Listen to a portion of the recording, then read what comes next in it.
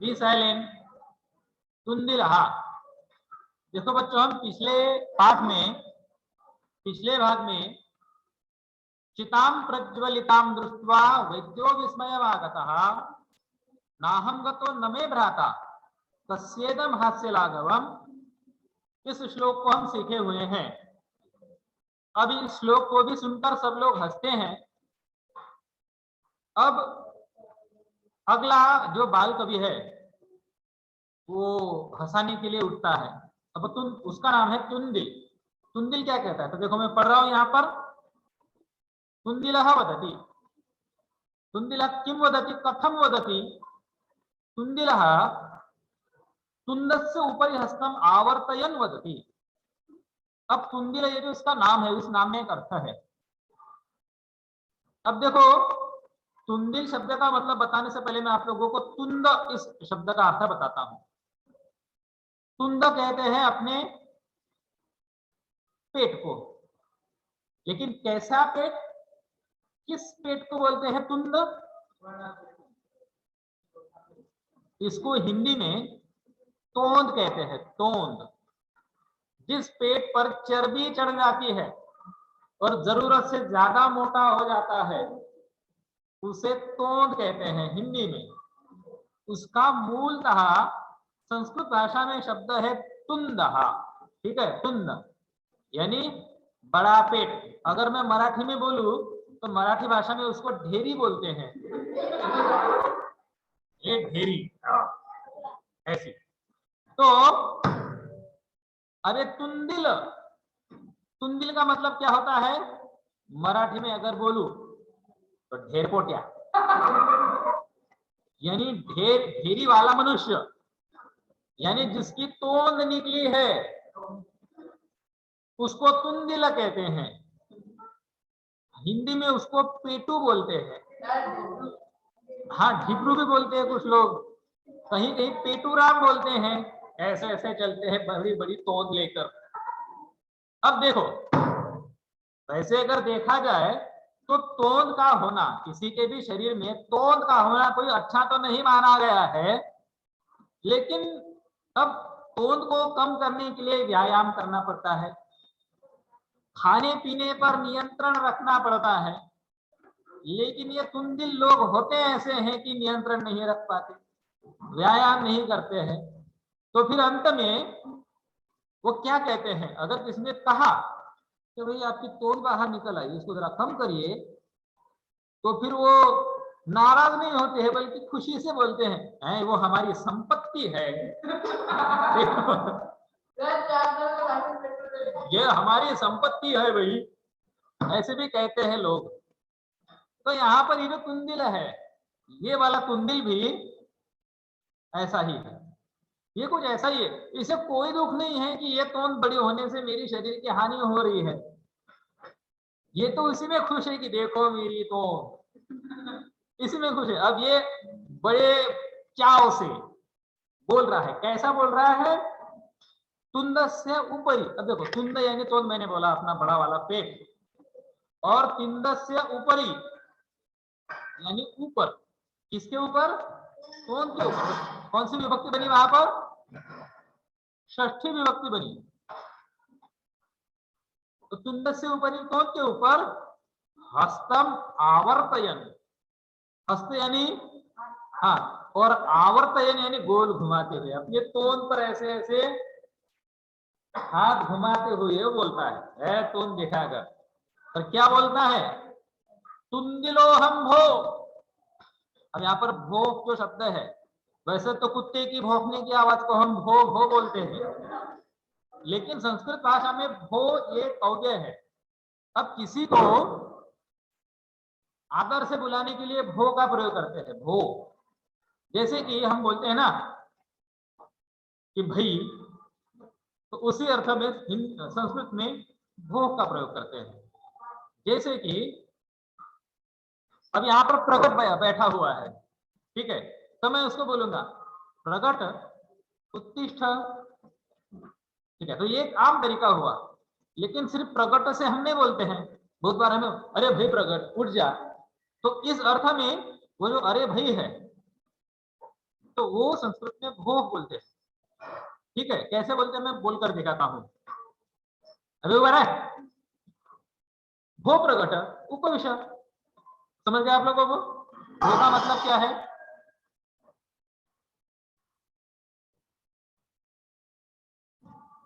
अब देखिए ये जो तुंदिल है, तुंदिल कह रहा है तुंदिलो हम भो, ये खुद ही बोल रहा है। बच्चों अहम शब्द का मतलब क्या है? मैं। अब यहां पर भी अहम शब्द है, कहां पर है अहम?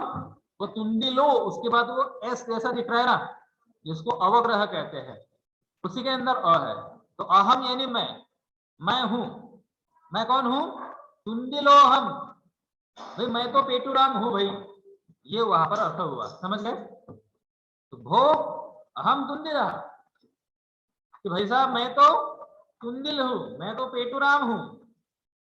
और वो आगे कहता है ममापि इदम काव्यम श्रूयताम, ये क्या कहता है? ममापि इदम काव्यम श्रूयताम, मेरा भी यह काव्य सुनो।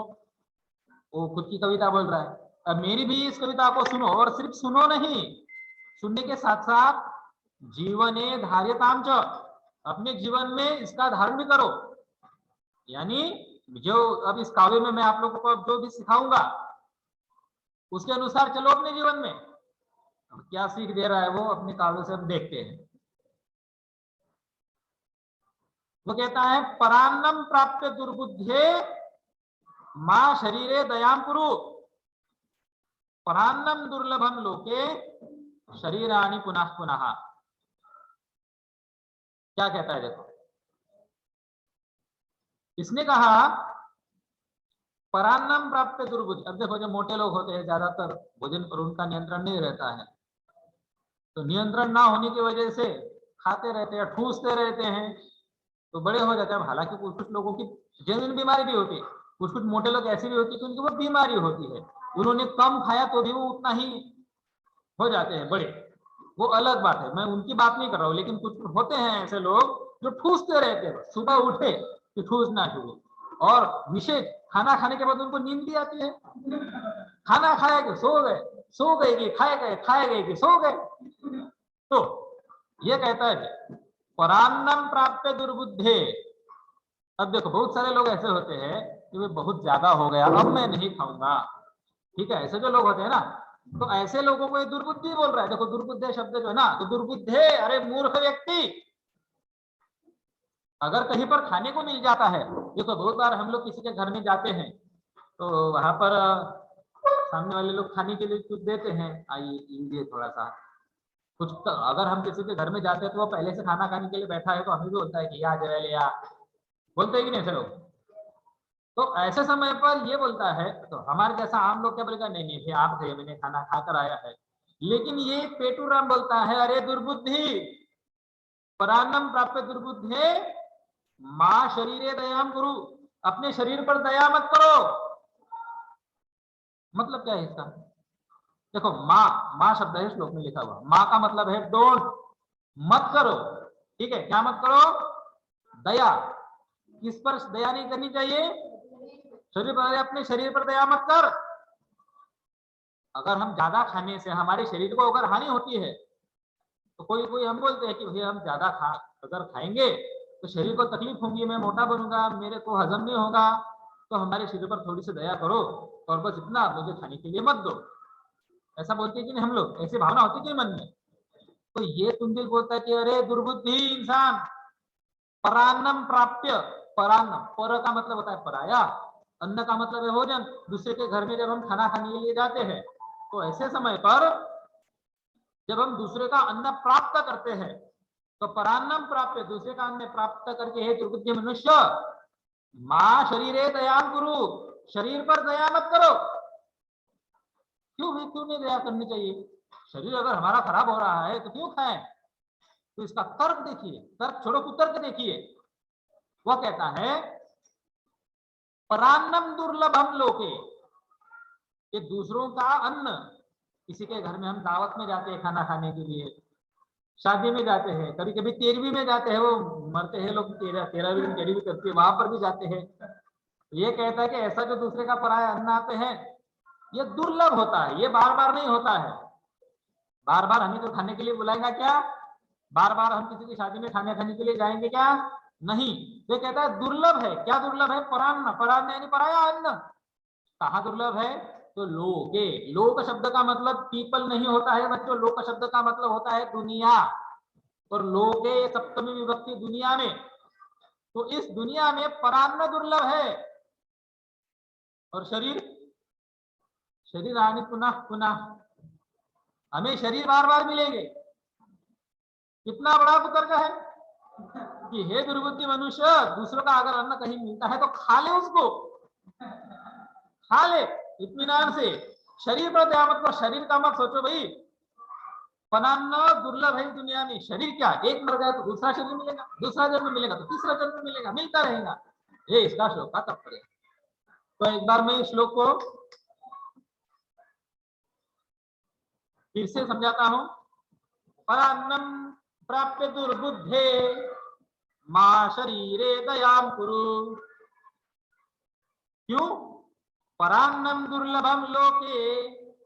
परान्न दुनिया में दुर्लभ है, बार बार नहीं खाने को मिलेगा। लेकिन शरीर आनी पुनः पुनः, ये शरीर एक बार मिला है ऐसा थोड़ी ना है, बार बार जन्म मिलेगा, दूसरा जन्म मिलेगा, तीसरा जन्म मिलेगा। लेकिन खाना भोजन तो खाना ही चाहिए। तो ये श्लोक कुंदिल ने सुनाया। सर्वे पुनः अट्टहासम कुर्वन्ति। फिर से सब लोग जोर से हंसते हैं उसका एक काव्य सुनकर। आगे आगे चार्वाक नाम का एक महाभयानक कवि आता है। चार्वाकः वदति। तो चार्वाक जो है ना, कुंदी का समर्थन करता है, सपोर्ट करता है उसको। कैसा? आम आम, हाँ हाँ भाई हाँ। शरीरस्य पोषणम सर्वथा उचितमेव। शरीर का जो पोषण है वो हर तरह से उचित ही है, बस हमें हमारे शरीर का सोचना चाहिए, शरीर का पोषण करना चाहिए। शरीरस्य पोषणम, कस्य पोषणम? हाँ, शरीरस्य पोषणम सर्वथा, सर्वथा हर प्रकार से, और उचितमेव उचित ही है, योग्य है, सही है।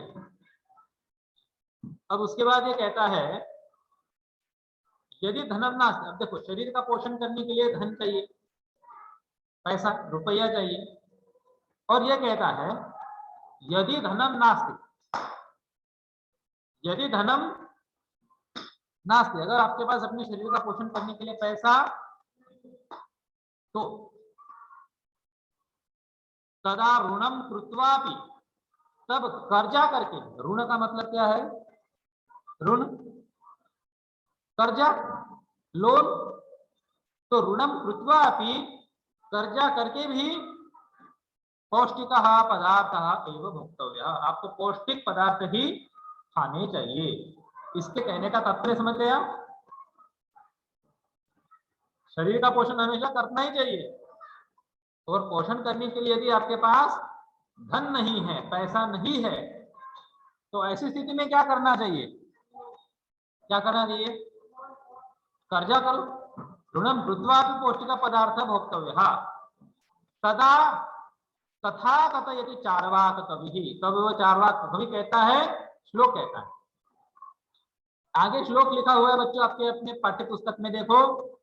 यावत् जीवेत सुखम जीवेत ऋणम कृत्वा घृतम पिबेत। मतलब क्या है? यावत् जीवेत, यावत् का मतलब है जब तक, और यावत् जीवेत जब तक जीना है। सुखम जीवेत मतलब क्या बना? बोलो, अंदाजा लगाओ। बिल्कुल सही। यावत् जीवेत सुखम जीवेत, जब तक जीना है ऐशो आराम के साथ, सुख से जिए। आगे कहता है ऋणम कृत्वा घृतम पिबेत। ऋणम कृत्वा यानी क्या मतलब है? ऋणम कृत्वा, ऋण का मतलब मैंने अभी भी बताया। हाँ, कर्जा करके। तो कर्जा करके क्या करें? तो घृतम पिबेत। घृत का मतलब होता है घी। कर्जा करे, अबे शरीर का पोषण ही करना है ना, तो घी खाएंगे तो अच्छा बनेगा शरीर। तो कर्जा करके घृतम पिबेत, घी पियो। अब घी खाने का मतलब है कि अपना जीवन अच्छे से जियो, ऐशो आराम से, जो जो चाहिए। कर्जा भी किया तो भी चलता है। यावत जीवेत सुखम जीवेत ऋणम कृत्वा घृतम पिबेत, जब तक जीना है ठीक से जियो, सुखी जीवन जियो। कर्जा करके भी किया, चलाया, तो भी अपनी जिंदगी चलाओ, लेकिन इतना भी आसान नहीं है। तो सुनने वाला एक कहता है, सुनने वाला एक श्रोता वहां पर सवाल पूछता है। क्या सवाल पूछता है? तर्हि ऋणस्य प्रत्यर्पणम कथम। श्रोता रहा, श्रोता रहा यानी सुनने वाले, ऑडियंस, श्रोतागण कहते हैं तरही, तरही का मतलब है देन। तो फिर ऋणस्य प्रत्यर्पणम, ऋणस्य प्रत्यर्पणम यानी कर्जा लौटाना कैसे? भी कर्जा करके हम खा पी तो लेंगे, लेकिन कर्जा चुकाना भी तो है ना। तो ऋणस्य प्रत्यर्पणम, प्रत्यर्पणम वापस देना, अर्पण करना ही नहीं देना, और प्रत्यर्पण करना ही नहीं वापस करना। तो ऋणस्य प्रत्यर्पणम कथम, तो कर्जा हम चुकाएं कैसे? तो देखो इसका जो श्लोक है, श्लोक हमेशा दो पंक्तियों का होता है, तो ये एक ही पंक्ति हुई। तो चारवाक कहता है कि अरे भाई सुन, रुको जरा, श्रूयताम मम अवशिष्टम कार्यम, नहीं काव्यम, श्रूयताम यानी सुनो। क्या सुनो? मम अवशिष्टम काव्यम, मेरा बाकी बचा हुआ काव्य तो सुनो, क्योंकि एक ही लाइन सुनी, यावत जीवेत सुखम जीवेत ऋणम कृत्वा घृतम पिबेत, लेकिन आखिरी अब बाकी बचा है काव्य। तो वो कहता है घृतम पीत्वा श्रमम कृत्वा ऋणम प्रत्यर्पयेत जनः। भाई आप लोग घी खाओगे यानी अच्छा खाना खाओगे तो आपका शरीर बनेगा, शरीर बनेगा तो क्या होगा? श्रमम कृत्वा, तो श्रम कर पाओगे आप लोग। ऋणम घृतम पीत्वा ऋणम श्रमम कृत्वा, घी जैसे पदार्थ खाकर, श्रम करके, मेहनत करके, ऋणम प्रत्यर्पयेत जनः, वो कर्जा प्रत्यर्पयेत जनः, जनः यानी मनुष्य, तो मनुष्य ने वो कर्जा चुकाना चाहिए। समझ गए?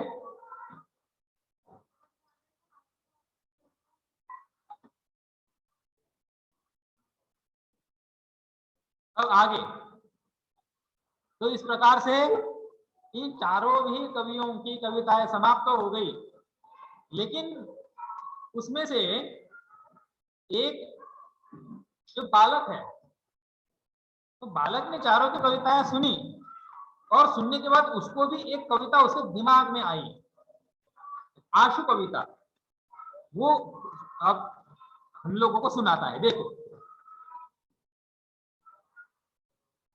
काव्य पाठ श्रवणेन उत्प्रेरितः एकः बालकोऽपि, ये काव्य पाठ सुनकर उत्प्रेरितः, उत्प्रेरितः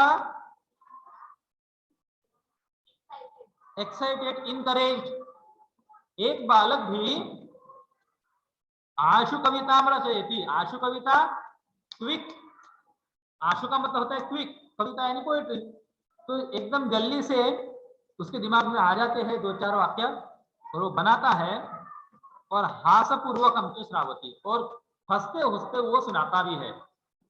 तो अब क्या सुनाता है देखते हैं, नेक्स्ट पेज पर है, अब हमारा पाठ खत्म हो जाएगा। बालकः वदति, बालकः वदति, अब श्रोता है, श्रोता है तो नीचे से ही बोलता है, श्रूयताम श्रूयताम भो, अरे सुनिए सुनिए भाई, ममापि काव्यम, मेरा भी ये काव्य सुनिए, गजाधरम कविम चैव,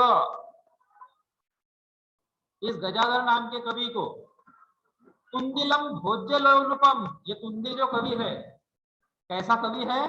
भोज्य लोलुप, भोज्य यानी खाने का लालची, तुंदिल कैसा है? खाने का लालची, खाने का लालची कवि कौन है? तुंदिल है। कालांतकम तथा वैद्यम, और ये कालांतक और वैद्य को, और चार्वाकम च नमाम्य हम, और ये जो चार्वाक है, इस चार्वाक को भी मैं नमन करता हूं। देखो, नमाम्य हम यानी मैं नमन करता हूं, किस किस को?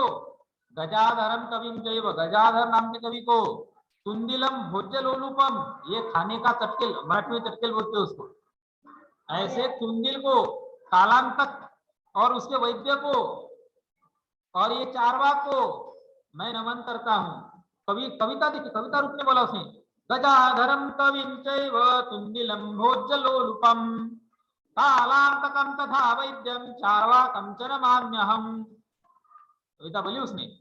और काव्यम श्रावयित्वा हा हा हा इति कृत्वा हसति।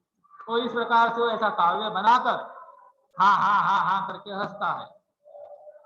अन्य चाप्य संति, पर बाकी तो लोग है वे भी हंसते हैं। और अंत में सर्वे गृहं गच्छन्ति, और अंत में सब लोग अपने अपने घर चले जाते हैं।